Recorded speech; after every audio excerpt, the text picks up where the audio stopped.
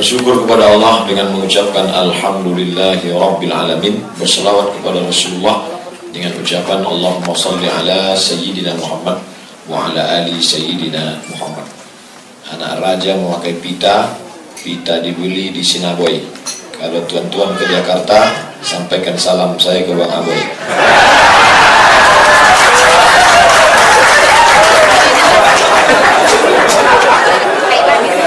Anak raja memakai katun dipakai di tengah arena. Saya sebetulnya tidak mau berpantun karena sudah dihabiskan pembawa acara. Sebetulnya saya tak, yang berpantun itu biasanya tokoh adat, cendikiawan. Kalau ulama biar ustad biasanya jarang berpantun. Ustad itu kan bawaannya kalam, berwibawa. Pantun itu merusak kewibawaan. Tapi kalau dipancing-pancing dia keluar dulu. Yang jelas pantun di awal tausiah di bawah acara itu menyegarkan suasana. Kita naik pesawat itu kan takut, selalu tertekan, stres, telinga pekak, mata kadang rabun nengok pramugari itu. Tapi ketika naik pesawat Citylink yang berpantun-pantun, kita pun menjadi suasana menjadi cair. Jadi orang pejabat-pejabat kalau datang ke Riau menyiapkan pantun semuanya. Sampai-sampai mereka ada saya dapat berita WA waktu di Tanjung Pinang sampai maaf buang air dalam celana. Karena ketika bertanya dijawab pantun terus. Bapak Ibu yang dimuliakan Allah Subhanahu wa taala, saya merasa senang petang ini bisa bersilaturahim dengan keluarga besar BNI Syariah. Jadi pemerintah Republik Indonesia mengeluarkan aturan untuk membantu perekonomian Islam. Bank konvensional diberikan izin selama 15 tahun untuk membuka divisi syariah. Nanti kalau dia sudah mapan, maka dia akan memisahkan diri. Karena ada pemahaman sebagian orang, ini bank konvensional membodoh-bodohi orang Islam, maka dibukalah divisi syariah untuk menipu orang Islam. Sehingga ketika duitnya terkumpul, sebetulnya duit itu untuk bank konvensional. Nah, inilah bahayanya orang yang tidak mengerti. Dhalla wa adalla, sesat dan menyesatkan. Padahal itu cara. Karena kalau langsung ujuk-ujuk kata orang Jawa, tiba-tiba mendirikan bank syariah, ya tidak bisa. Maka dia merger dulu ke bank konvensional. Maka ada BCA syariah, ada bank syariah mandiri, ada HSBC syariah, termasuklah BNI syariah. Nanti sampai masanya setelah dia mapan, dia akan memisahkan diri sendiri, murni pure original syariah. Nah, jadi saya saat ini sedang berada bersama bapak-bapak, ibu-ibu, orang-orang yang menuju syariah.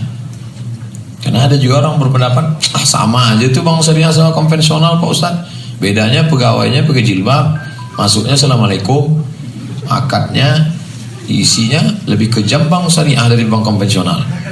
Nah, ini orang tidak benar. Bayangkan Republik Indonesia yang mayoritas muslim, itu pertumbuhan bank syariah sekarang baru 6%. Padahal kita berapa persen? Lebih 80%. Artinya 94% kita masih konvensional. Sholatnya syariah, puasanya syariah, umrohnya syariah, pakaiannya syariah, tapi ekonominya konvensional. Padahal sholat, puasa, zakat semuanya memakai ekonomi. Sholat, mana contohnya sholat pakai ekonomi Pak Ustaz? Sholat mesti menutup aurat dari pusat sampai lutut. Kalau tidak ada ekonomi, beli kain, mana bisa sholat? Kainnya dibeli dari riba, sholatnya tidak sah. Lalu kemudian puasa. Puasa ada sahur, ada berbuka. Sahur makan, berbuka makan. Makanannya dari mana? Dari riba. Puasanya tidak sah. Puasanya makan haram. Pergi haji, konsumsi, akomodasi, transportasi, semua pakai uang. Uangnya dari mana? Dari riba. Hajinya tidak sah. Makanya bolak-balik pergi haji tidak mabrur, tidak ada perubahan. Heran saya nengok Pak Haji itu Pak Ustaz, tak ada perubahan. Dulu sebelum berangkat haji celana pendek, Sekarang sudah haji, tak bercelana sama sekali. Jadi pokok pangkal permasalahan kita ini semua adalah ekonomi. Oleh sebab itu beralihlah dari bank konvensional ke bank syariah. Apa pilihannya? BNI Syariah. Dah, potonglah tuh. Potong 1 menit, masukkan ke Instagram. Tahu juga Ustaz di Instagram. Iya, kita pun punya, bukan tak punya. Yang mana Instagram Ustaz? Itu yang followernya 6,2 juta.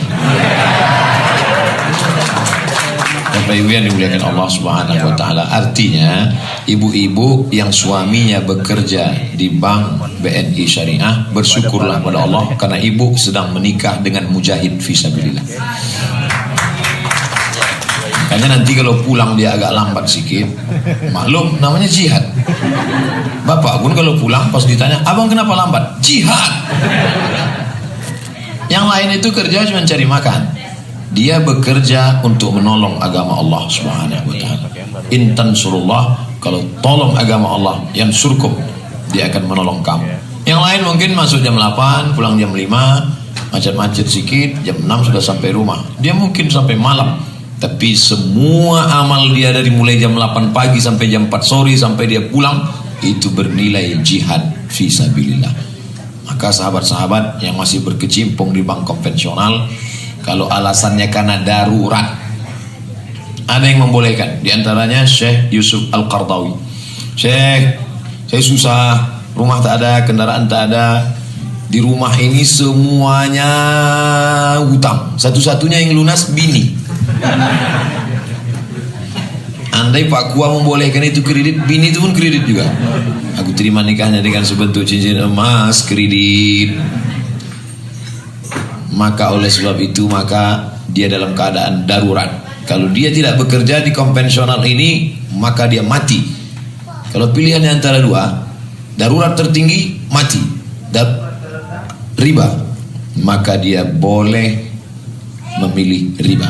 Tak boleh kita boleh mati. Masuk ke dalam hutan. Sampai di hutan pilihannya cuma ada dua, mati sama babi. Lalu tanya, kau pilih mana? Mati apa babi? Aku pilih mati aja lah. Tak boleh, mesti pilih babi. Sementara dapat pisang. Tapi sudah pisang dapat, tinggalkan babi. Ya nanti kawan datang bawa pisang, ini ada pisang, makanlah pisang, enak babi ini rupanya. Tak bisa gitu. Ini namanya berlaku hukum darurat. Yang saya kutip ini pendapat ulama Al-Azhar, Kairo, Mesir. Tapi kalau yang dari Madinah, makanya beda sahabat-sahabat dari alumni Madinah, tak ada tawar menawar, resign. Nanti gimana Pak Ustadz? Tak ada, resign. Kalau kau tetap sana, neraka jahanam. Wah, akhirnya resign lah mereka. Habis tabungan, balik lagi. Kenapa?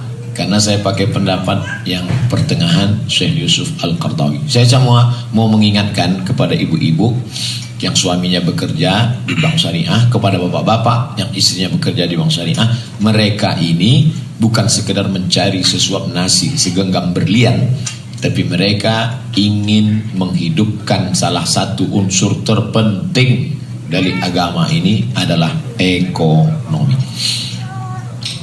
Tidak diniatkan, tidak disetting. Hari ini saya 2 ceramah nih bicara ekonomi. Pagi tadi Muslim Madani Mart di dekat Masjid Raudhatus Shalihin, 3 pintu.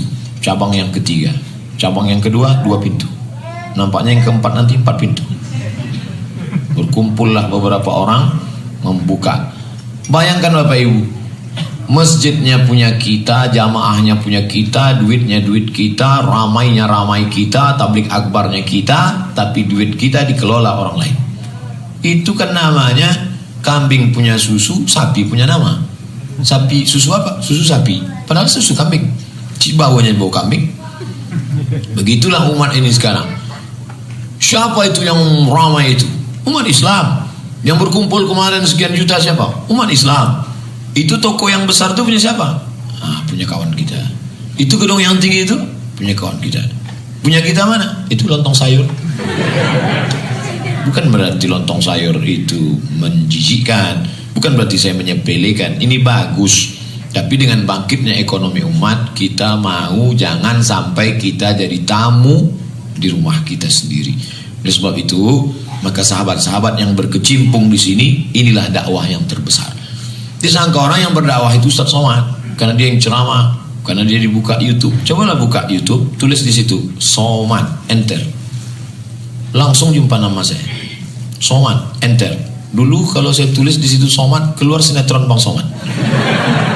Sekarang kalau saya tulis Somad, keluar. Lalu orang menyangka yang ceramah, yang berdakwah itu Ustaz Somad. Saya hanya cerita agama. Yang betul-betul berdakwah itu, yang actionnya adalah, itulah dia guru-guru di pesantren yang tidak muncul ke permukaan. Dia dakwah dalam bidang pendidikan. Tapi ada dakwah dalam bidang ekonomi. Inilah dia penggerak-penggerak. Ada otaknya, bukunya, Dr. Safi Antonio, Sekolah Tinggi Ekonomi Syariah Tazkiyah. Ini otaknya. Tapi eksekutornya, pekerjanya, beruntunglah ibu-ibu yang suaminya dipilih Allah Subhanahu wa taala. Maka yang selama ini mengeluh, yang gelisah, yang risau, pulang dari sini katakan, aku tak pernah mencarimu, kau pun tak pernah mencari aku. Allah mengirimkan engkau. Kenapa? Karena bagian dari jihad menolong agama Allah. Mungkin saya yang ceramah 1 hari 3 kali, pindah ke beberapa tempat. Di akhirat nanti peran bapak ibu yang berkecimpung, bergulat, bertungkus lumus, kata orang Melayu, di BNI Syariah, inilah yang menyelamatkan umat. Bayangkan, baru 4 bank daerah yang berubah menjadi syariah. Kita sudah merdeka dan kita negara mayoritas muslim, tapi yang berubah baru 4. Pertama Bank Aceh, yang kedua Bank NTB, yang ketiga kita alhamdulillah Bank Riau Kepri Syariah. Sudah berubah ini. Bank Riau Kepri sudah disetujui semua, 12 bupati kabupaten kota tambah 1 gubernur, semuanya deal setuju, alhamdulillah. Dan yang ketiga dalam proses Bank Nagari Sumatera Barat. Makanya di mana-mana saya sampaikan, Ustadz, Pak Bupati kami rajin sholat duha, Bupati kami rajin baca Yasin, Bupati kami rajin puasa Senin Kamis. Bupati amalnya bukan itu. Puasa sunat, puasa Senin Kamis, baca Yasin, itu bukan amal bupati. Itu amal siapa saja. Siapapun bisa puasa sunat. Amal bupati, wali kota, gubernur yang punya kekuasaan adalah merubah dengan tanda tangannya, dengan jabatannya yang 5 tahun, 10 tahun itu, merubah konvensional menjadi syariah. Hai para bupati, hai wali kota, hai para gubernur, kalau kalian mau dapat amal jariah, bisa menolong, maka robahlah bank konvensional menjadi bank syariah. Ada, potong 2 menit. Ustaz ngomong gitu tak takut Ustaz bupati wali kota tersinggung. Ya tak apa-apa, saya tak pernah buat proposal ke mereka. Kecuali saya punya pondok pesantren, tiap bulan dikirimnya beras. Saya ngomong dia tersinggung, beras putus. Dah, saya tak ada kepentingan. Saya bukan orang partai, saya bukan jurkam. Saya ngomong terserah saya. Apa yang mau saya cakapkan, apa yang ada di kepala saya, selama tidak melanggar kode etik. Kalau salah saya menurut agama, siap diadili di Majelis Ulama Indonesia. Mana omongan saya yang salah? Kalau salah saya menurut hukum, siap dihadapkan saya di pengadilan Negara Kesatuan Republik Indonesia. Macam-macam isu. Itu Ustaz Somad anti kebinekaan, selalu bicara tentang syariah. Loh, saya muslim, saya ingin selamatkan anak bangsa saya. Bicara saya tentang perda syariah. Assalamualaikum Ustaz Somad. Waalaikumsalam. Saya mau mencalek nih Pak Ustaz. Tahu saya, fotonya udah manjat pokok kayu. Ustaz setuju enggak? Setuju saya bilang. Ini Pak Ustaz mohon dukungan. Bisa Ustaz mendukung saya? Mana bisa? Berat saya 51. Ente 40 120. Mana saya mendukung? Maksudnya Ustaz setuju enggak kalau saya jadi caleg? Oh, setuju saya bilang. Saya dakwahnya masjid, surau, musola. Itu. Kalian berjuang di parlemen sana. Nanti kalau lulus di sana, pertama keluarkan perda berbusana muslimah di bumi lancang kuning. Apa nama perdanya? Perda di mana bumi dipijak, di situ langit dijunjung. Apapun nama perusahaannya, kalau sudah buka di Riau, maka dia mesti wajib pakai baju kurung, pakai hijab. Mau perusahaan roti, mau perusahaan bank, mau perusahaan retail, mau bisnis, mau mall, maka penjaga-penjaganya itu harus pakai baju kurung, harus pakai penutup aurat.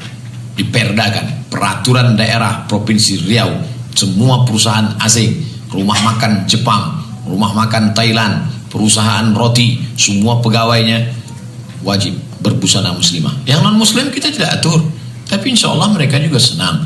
Saya yakin dan percaya ibu-ibu